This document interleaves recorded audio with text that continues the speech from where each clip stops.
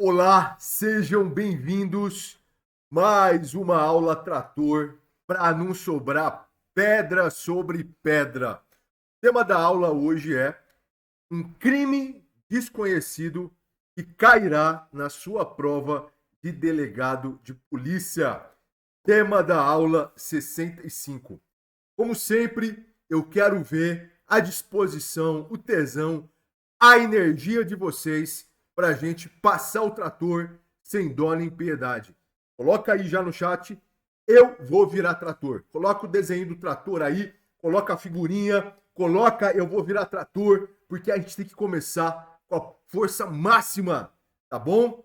Com a espada samurai, para a gente aniquilar a concorrência. É guerra e você não pode perder para a banca, para a concorrência. É isso que você tem que colocar na sua cabeça. Espírito de guerreiro, espírito de samurai, espírito viking, espírito trator, tá bom? Já me segue aqui no YouTube, já deixa o seu like também, tá bom? Bom, como sempre, né, para quem não me conhece, eu vou me apresentar. Meu nome é Thiago Garcia, mais conhecido como Tratorzão. E olha que bacana, meu vademecum lá adotado no Supremo. Olha que legal essa imagem do ministro Gilmar Mendes e o meu vademecum adotado lá no fundo. Olha que legal, muito bacana, né? Recebi muito essa foto e fico muito feliz com isso, porque quem conhece a minha história sabe que na minha época de estudante, de concurseiro, eu quase passei fome, não tinha livro para estudar. Então hoje, como delegado, escritor, palestrante, ver uma das minhas obras lá no Supremo é um motivo para mim de grande honra, de grande alegria. Então é isso. Conforme eu já falei, eu sou delegado de polícia, professor, escritor e palestrante. Também sou psicanalista e tenho pós em neuropsicologia. Já estou com quase 20 livros escritos. Um dos últimos foi lançado lá no STJ.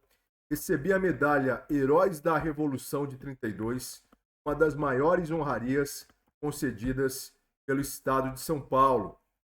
Além disso, na minha época de concurseiro, consegui 3 feitos raros. Eu fui aprovado para delegado na primeira tentativa, aos 24 anos, e ainda fiquei entre os primeiros colocados. Já estou há 14 anos treinando concurseiros com inúmeros alunos aprovados lá na minha mentoria para delegado de polícia. Professor, cheguei agora aqui. Como que eu faço para acompanhar as suas aulas semanais? As aulas semanais são aulas de milhões que você não encontra em nenhum outro lugar. Eu já estou fazendo essas aulas há mais de um ano, de forma ininterrupta, sagradamente, todo sábado aqui, 11 da manhã. Ah, eu não posso ver a aula ao vivo, não tem problema. Ela fica gravada e você tem depois 7 dias para ver a aula. Não tem desculpa, só perde quem é muito burro, quem é muito chucro, porque o conhecimento aqui vale milhões. Eu pego temas direcionados para delegado, realmente são aulas imperdíveis. Professor, como que eu faço para receber os links dessas aulas? É só você permanecer lá na minha comunidade do WhatsApp. Se você não está na minha comunidade ainda, deve ter algum link aqui embaixo para você clicar. Se você não achar o link, é só me chamar lá no meu Instagram, Delta Thiago, que eu te passo o link da comunidade para você entrar, tá bom? Outra coisa que sempre perguntam sobre a mentoria. Professor, eu quero fazer a sua mentoria. Comecei os estudos agora e não quero ficar perdendo tempo. Quero passar logo. Ou já estou há algum tempo na estrada sem resultados. Quero saber o que está acontecendo. Eu não estou conseguindo entender. Vem comigo que lá na mentoria eu vou pegar na sua mão e lá comigo você vai virar delegado de polícia. Hoje não dá para passar sozinho para delegado. Concurso de delegado virou algo profissional. Se você não tem metodologia e estratégia, só bundinha na cadeira, PDF, videoaula, não serve para merda nenhuma, tá bom? Sendo bem sincero. Tem que ter um acompanhamento. Alguém para pegar na mão e realmente te guiar. E nesse caso, eu tenho certeza que a mentoria é a melhor escolha para você. Você pode acessar o site, dar uma olhada lá no site. Lá no site tem várias coisas sobre a mentoria, tem vários depoimentos dos aprovados, tem tantos aprovados que nem deu para colocar todos no site, porque senão não carrega. Dá uma olhada lá no site que você vai ver como é inspirador ver tantas pessoas aprovadas com brilho nos olhos, que transformaram as suas vidas, as vidas das suas famílias. Acessa lá o site sorrei.com.br. Cuidado aqui, hein, ó. É S-O-H-E-I, Sorrei. Não é sonhei. E o WhatsApp, você pode me chamar lá também, 011 91 089 9002. Me chama lá para a gente conversar mais sobre a mentoria. Se você passar pela avaliação, eu mesmo vou direcionar você, tá bom? Então manda lá e bora, porque os concursos de delegado daqui a pouco vão começar a chover. Fechou? Muito bom. Tema da aula, então, de hoje, vamos lá. Tema da aula, crime de gestão fraudulenta ou temerária. Esse crime aqui, ele cai para delegado de polícia, só que pouquíssimas pessoas estudam esse crime. Essa é a grande verdade. Se o camarada erra questão de lei que está entre as mais cobradas, Maria da Penha, drogas, interceptação, como que ele vai acertar uma lei que não é tão conhecida assim? Se ele não está fazendo nem o arroz com feijão, como que ele vai pegar o filé mignon? Não dá. Então, as pessoas não costumam estudar esse tipo de lei, tá bom? Só que cai no concurso. E não adianta, hoje o concurso é algo de alta performance. Não adianta só fazer o arroz com feijão, você tem que ir além. Às vezes, o que está separando você do seu concorrente mais preparado é 0,1%. É um detalhe, é algo que você não está percebendo. A gente tem que ter diferencial para vencer essa guerra, para passar o trator, para passar a espada e você conseguir a sua aprovação. Como sempre, para ficar bem didático, eu dividi aqui em tópicos pertinentes, tá bom? Para ficar bem tranquilo, para ficar bem fácil o entendimento. Primeiro, por que eu escolhi esse tema? Pela pertinência temática. Nos últimos tempos aí, agora recentemente, estou gravando essa aula, fazendo essa aula, 29 de agosto de 2025, e há pouco tempo vocês acompanharam pela mídia a deflagração de uma das maiores operações do Brasil contra o crime organizado. E os órgãos da persecução penal, entre outros que auxiliaram, perceberam que o crime organizado realmente vem ganhando no Brasil contornos de máfia, porque tem infiltrações no poder público, tem infiltrações no mercado financeiro, na economia formal. Eu até achei interessante uma declaração no seguinte sentido: não precisa nem de paraíso fiscal. Por quê? Porque eles estão agora na economia formal, estão dentro do próprio sistema. Muitas vezes com negócios lícitos, ganhando dinheiro, mas mesmo assim usando para finalidades ilícitas, lavando o dinheiro do tráfico em estabelecimentos de fachada, adquirindo empresas, investindo em fundos. Então, realmente é algo que merece a nossa atenção, é algo que realmente merece ser combatido, porque esse crime organizado vem ganhando realmente contornos de máfia. Então, é algo realmente preocupante. Por causa disso, o examinador está também com a cabeça nisso. É um tema atual.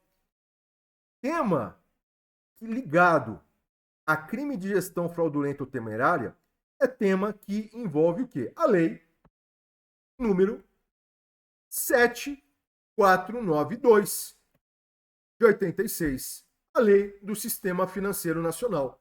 Então, essa lei, os crimes dessa lei, entre eles o crime de gestão fraudulenta ou temerária, são crimes ligados a, muitas vezes, pessoas de colarinho branco, são crimes geralmente praticados também por organizações criminosas. Então, como é um tema atual, isso chama a atenção do examinador e faz ele colocar na sua prova de delegado de polícia, tá bom? Então, a gente vai estudar esse crime da Lei 7492 de 86.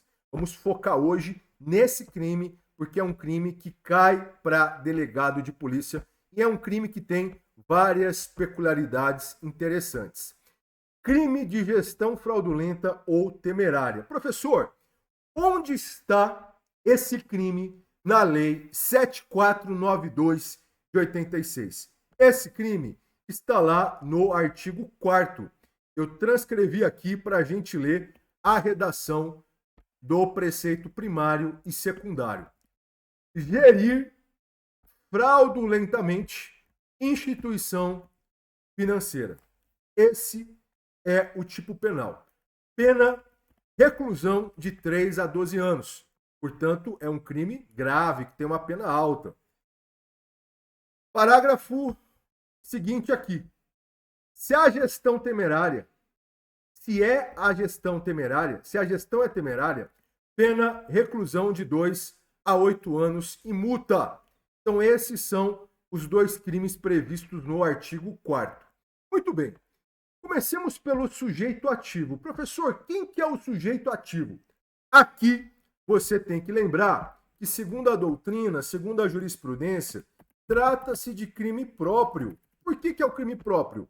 Porque não pode ser praticado por qualquer pessoa. Se exige uma condição especial em relação ao sujeito ativo.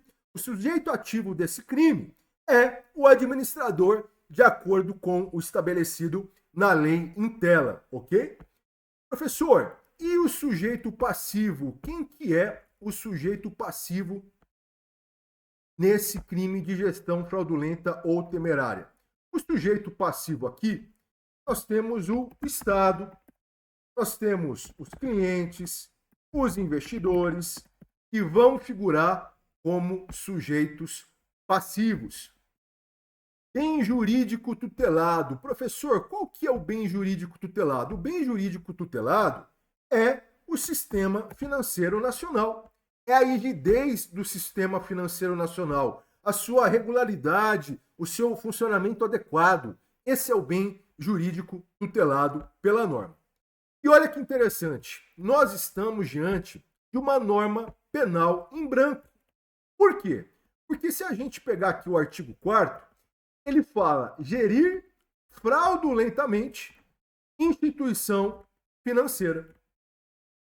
Instituição financeira é o quê? É um termo que vai encontrar a sua explicação, o conceito de instituição financeira está na própria lei 7492 de 86, logo no seu início. Então isso é uma norma penal em branco. Por quê? Porque o tipo exige uma complementação. E olha que interessante. Se o tipo exige uma complementação, que é o conceito, a descrição de instituição financeira, se esse conceito que complementa o tipo, o conceito dele está dentro da própria lei, está na própria lei penal de legislação especial, a doutrina diz que essa norma penal em branco é uma norma penal homovitelina. Olha que nominho chato aí, só para complicar a sua vida. Consumação. Professor, qual que é a consumação do crime de gestão fraudulenta ou temerária? A doutrina diz que esse crime é um crime formal. Portanto, não exige resultado naturalístico. Não exige a modificação do mundo exterior. Também conhecido crime formal como crime de resultado cortado. Basta a prática da conduta. Embora essa conduta possa gerar um resultado, esse resultado não é indispensável para a consumação do crime. Outro detalhe importante aqui, que inclusive já foi proferido julgado pelo STJ sobre esse tema, é o seguinte: o STJ tem julgados mais antigos falando que o crime impera é um perigo concreto, é um crime de perigo concreto. Por quê? Porque, embora não seja necessário um resultado para a consumação desse crime, a gente tem que comprovar que realmente o bem jurídico foi colocado em perigo, foi colocado em risco. Então, a doutrina e julgados mais antigos do STJ trazem também essa característica do crime de gestão fraudulenta ou temerária. É um crime formal, é um crime de perigo concreto. Olha quantas informações, olha quantos detalhes que muitas vezes passam despercebidos no seu estudo. E depois você não sabe por que não está evoluindo. Outro ponto que é fundamental a gente analisar aqui é a diferença entre o crime de gestão fraudulenta e o crime de gestão temerária. Porque eles estão no mesmo dispositivo legal, que é o artigo 4º da Lei dos Crimes contra o Sistema Financeiro Nacional. Só que perceba que o artigo 4º caput, ele traz o crime de gestão fraudulenta. Já posteriormente, no final, ele traz o crime de gestão temerária. Se a gestão é temerária, e aí ele traz uma outra pena que é menor quando comparada com a pena do caput, tá bom? É uma pena menor. Muito bem, então aqui nós temos os dois crimes, gestão fraudulenta e gestão temerária. Pergunta de prova escrita, pergunta de prova oral. Qual que é a diferença entre gestão fraudulenta e gestão temerária? E você responderia na sua prova. Imagina você abrir a prova lá, subjetiva, a prova escrita, e chega essa pergunta. Faça a distinção entre os crimes de gestão fraudulenta e gestão temerária. A maioria vai rodar, porque fez um estudo de merda. Essa é a grande verdade. Aqui a gente tem que buscar o apoio da doutrina. A doutrina vai trazer para a gente a distinção entre gestão fraudulenta e gestão temerária. Perceba que as minhas aulas são realmente incomparáveis, modéstia à parte. Por quê? Porque além de usar a minha experiência, além de usar o meu conhecimento empírico de 14 anos como delegado, como professor, como escritor, como palestrante, eu uso também várias fontes para preparar as aulas. Jurisprudenciais, doutrinárias, às vezes até mais de uma doutrina. Então, o que você encontra aqui é completo. É lei, é doutrina, é jurisprudência, é um estudo realmente verticalizado, diferenciado, que não tem em nenhum outro lugar. A doutrina diz que gestão fraudulenta é aquela gestão que envolve o quê? A má-fé, é aquela gestão maliciosa, é aquela gestão que vai envolver o engodo, que vai envolver o ardil. Aqui na gestão fraudulenta, o administrador, ele vai querer enganar terceiros. Esses terceiros podem ser os clientes, esses terceiros nós podemos citá-los ainda como sendo os investidores, os fiscalizadores. Então aqui o administrador ele age de má fé, de mentira para enganar terceiros. Por isso que ele faz uma gestão o quê? Fraudulenta, praticando o quê? A fraude. Esse é o cerne do crime de gestão fraudulenta.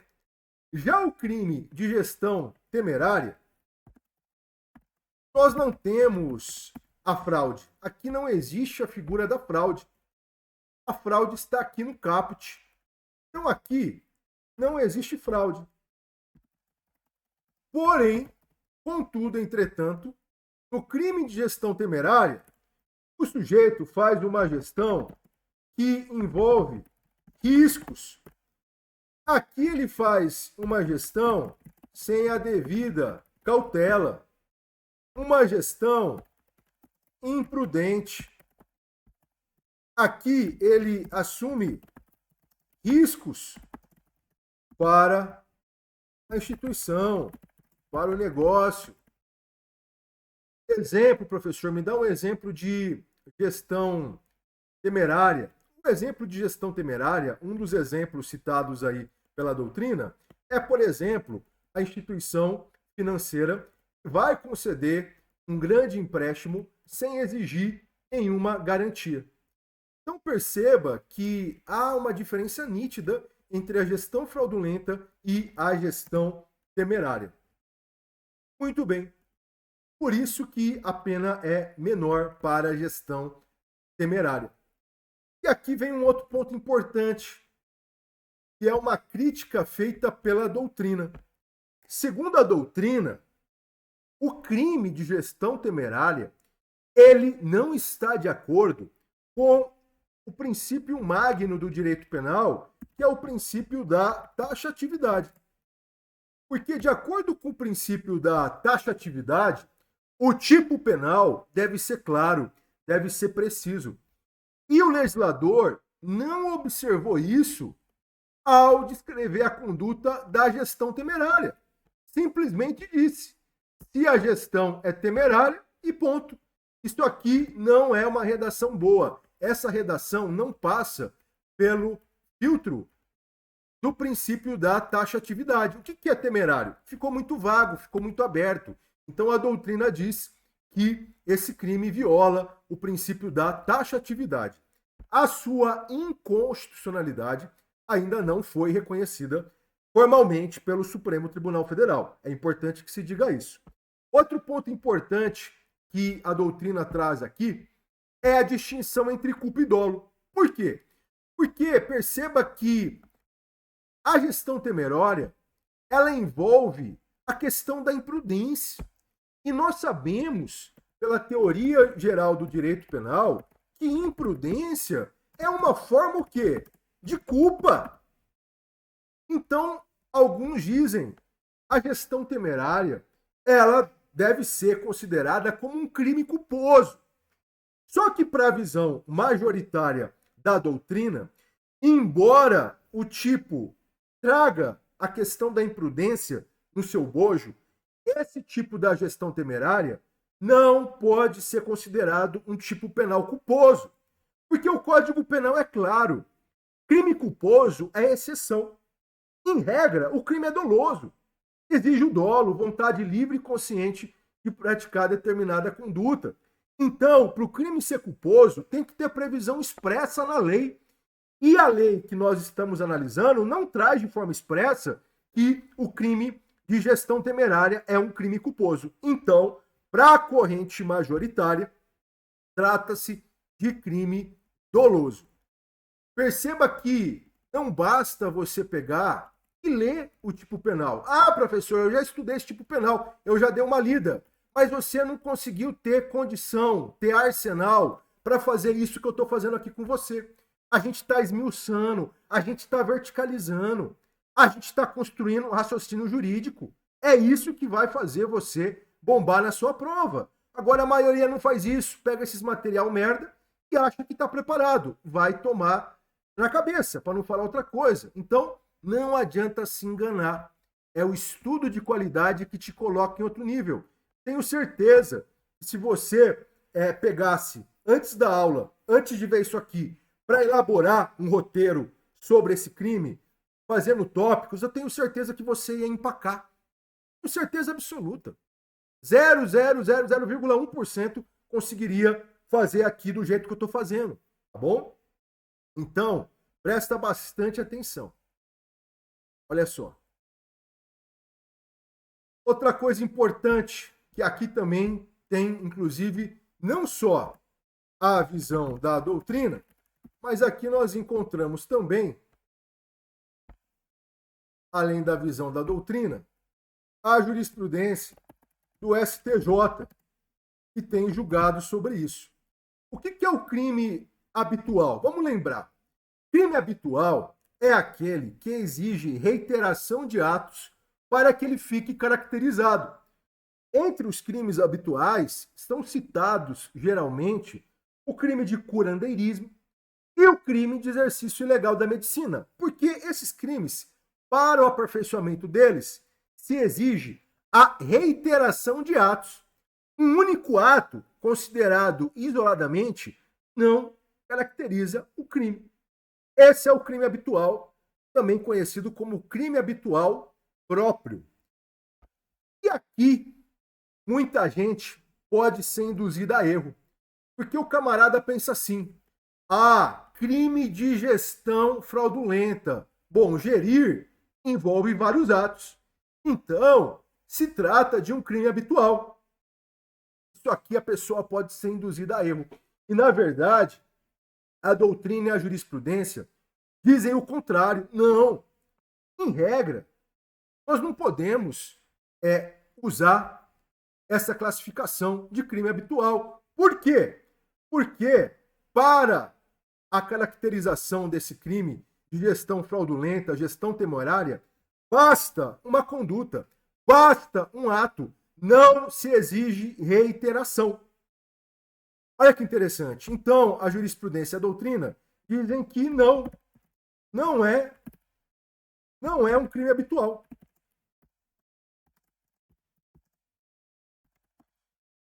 A doutrina e a jurisprudência falam que é um crime habitual impróprio. Olha que interessante isso. Crime habitual impróprio. O que é esse crime habitual impróprio, professor?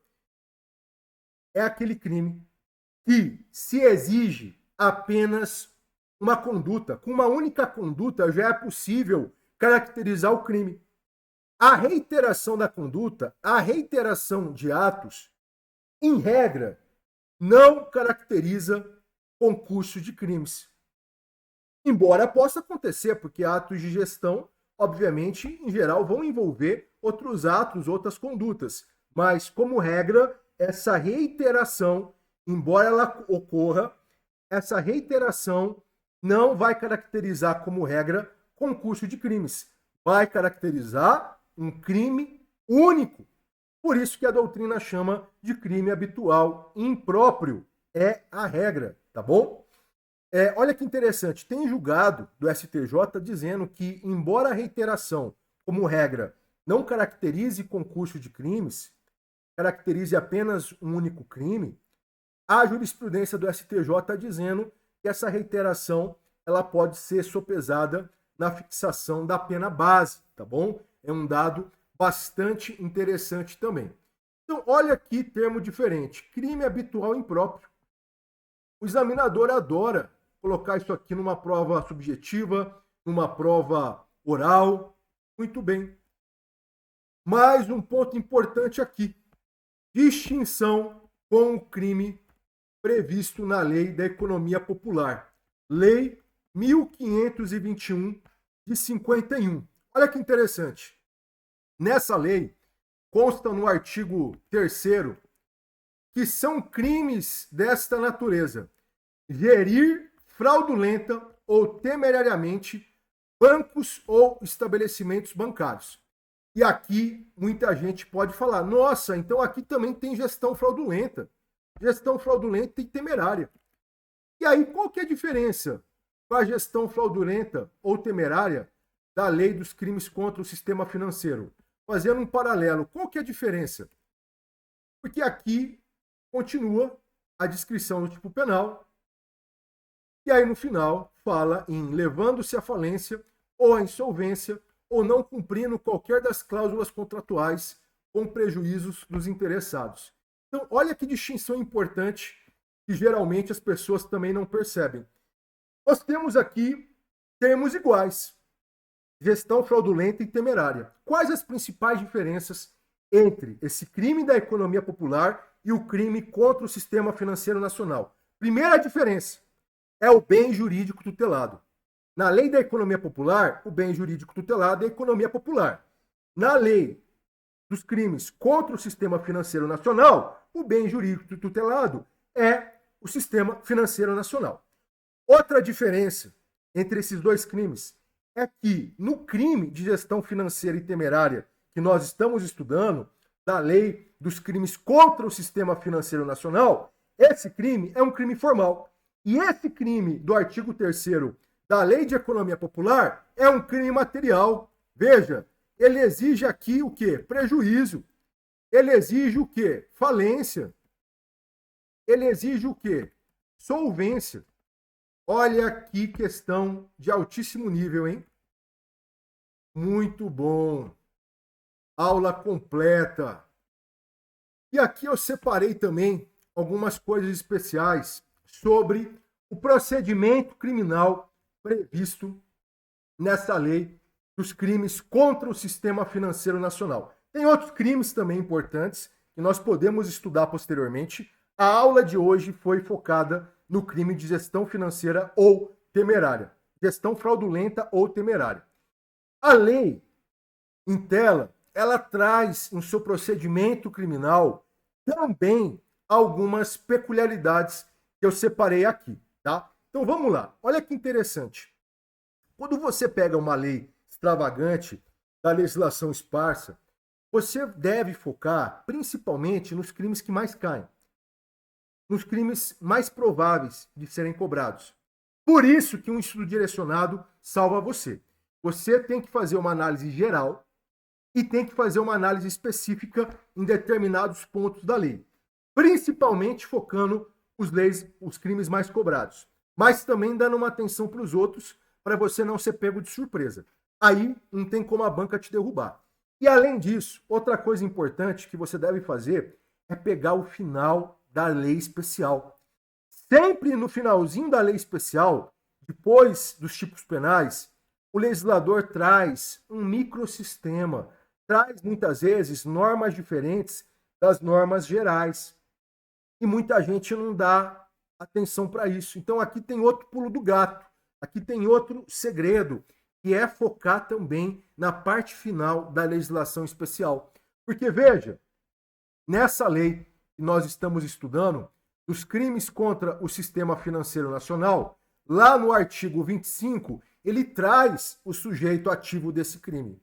E no artigo 25, parágrafo 1º, ele traz que são equiparados a administradores e, portanto, podem ser sujeitos ativos o interventor, o liquidante e o síndico. Olha que interessante, isso é prato cheio para cair numa objetiva. É possível equiparar para efeitos de sujeito ativo, e aí ele traz as opções. Inventariante, síndico, liquidante, coloca outras opções lá para você errar. É o que está lá na lei, no artigo 25, parágrafo 1º. Outro ponto importante, a lei traz a sua própria delação premiada, lá no artigo 25, parágrafo 2º, inclusive citando a autoridade policial. E a lei traz o prêmio, a redução da pena de 1/3 até 2/3. As provas objetivas amam essas quantidades, porque tem várias previsões de delação premiada. Não tem só a lei 12.850 de 2013 que trata das organizações criminosas. As leis esparsas trazem também outras espécies ali de delações.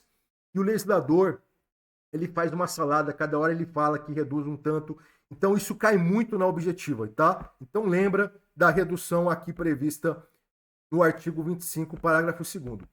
Outra questão importante, a própria lei traz no seu artigo 26 que os crimes dela são de competência da Justiça Federal, tá? Essa é a regra. E aqui eu trouxe um julgado do STJ, um julgado fresco do STJ, que saiu agora em agosto de 2025, e o STJ analisou uma situação bem especial.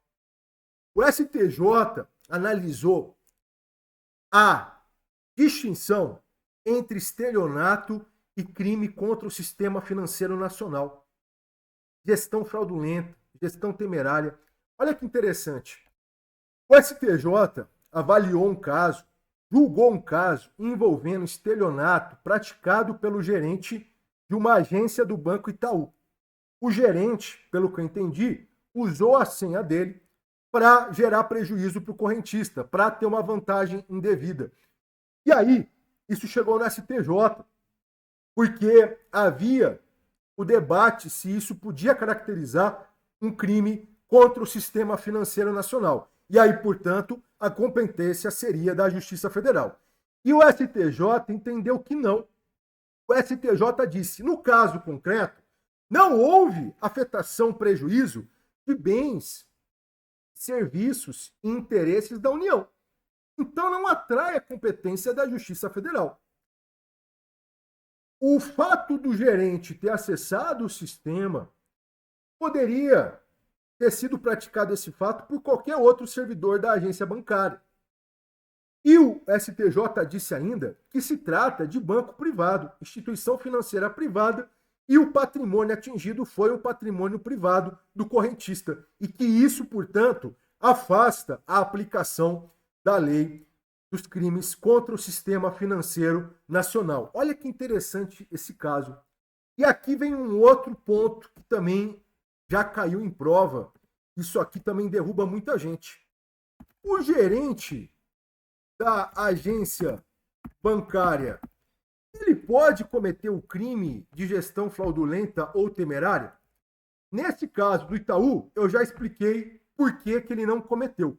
Ele foi enquadrado no estelionato. Mas vamos sair desse caso do Itaú.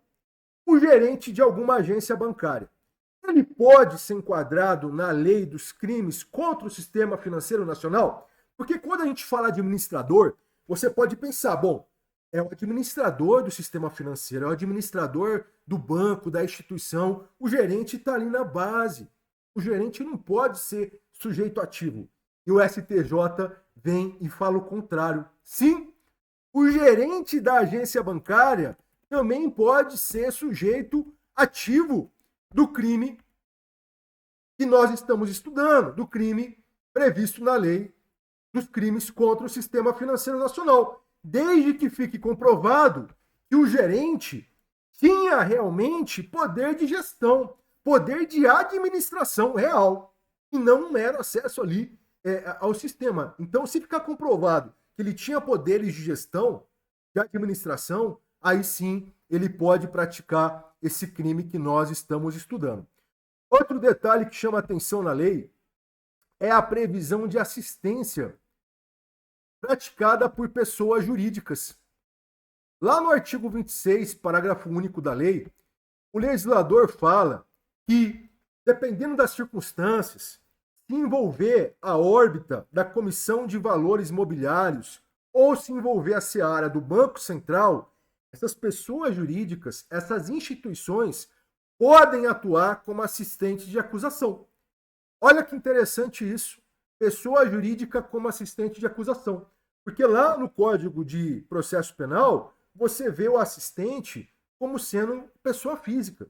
Então aqui é outro ponto legal que a lei traz. A lei traz ainda a previsão de representação para o PGR. Sim, Procurador-Geral da República. Olha que interessante. O artigo 27 diz o seguinte: se a denúncia não observar o prazo legal, o ofendido pode adicionar o PGR, Procurador-Geral da República, para o PGR propor ação, ou para o PGR designar um outro membro, ou arquivar as peças de informação. Então tem uma previsão de provocação do PGR. Não é uma ação subsidiária, não. É uma representação para provocar o PGR. Olha que interessante. E por fim, lá no artigo 33, tem uma outra peculiaridade especial. Lá no artigo 33, o legislador fala que a pena de multa para os crimes contra o sistema financeiro nacional, essa pena pode ser aumentada em até 10 vezes o limite previsto no Código Penal. Fala em décuplo. Então veja, é outra coisa que as provas objetivas adoram. Então perceba que tudo que eu trouxe aqui na aula pode cair algumas dessas coisas na objetiva, outras mais específicas na escrita, na oral. Aula de milhões! Passamos o trator sem dó nem piedade. É ou não é? Muito bom. Eu quero que você já me siga aqui no YouTube, já deixa o seu like aqui. E eu quero também que você volte depois que acabar a aula, volta aqui e deixa um comentário sobre essa aula. Porque é isso que faz eu continuar, é isso que me motiva. E se você quer ser aprovado para delegado, se você quer acelerar a sua aprovação, você tem que entrar lá na minha mentoria. Acesse o site sorrei.com.br ou manda um WhatsApp para mim, 011 91 089 9002. Lá eu vou pegar na sua mão para a gente acelerar a sua aprovação. Lá comigo você vai virar delegado de polícia. Então é isso. Fica com Deus, bom descanso, bons estudos e até a próxima aula. Bora passar o trator!